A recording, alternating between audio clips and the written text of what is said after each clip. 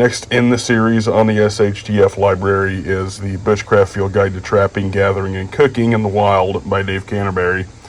This has a lot of illustrations in the book.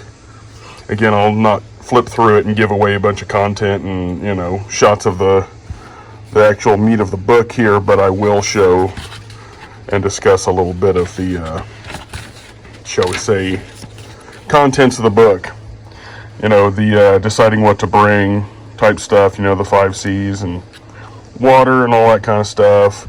Foods that require minimal processing, you know, a list of that.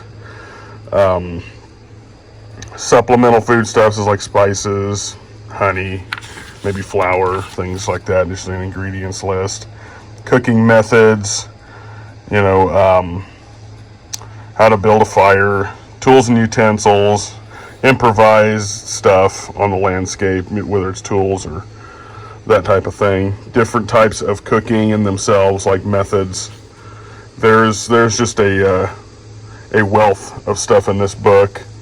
How to identify animal signs, probably, you know, track indications and scat, and how to trap with like little deadfalls and different items like that. Even telling you how to cook on your engine.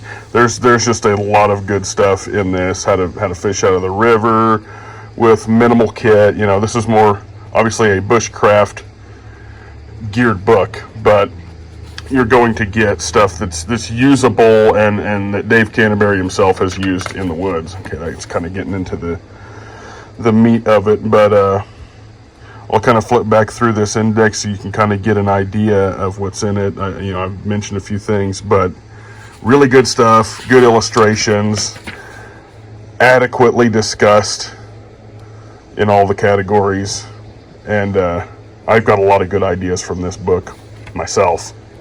And you're going to come up with some of your own ideas going through and learning this stuff. It's going to kind of get your brain moving.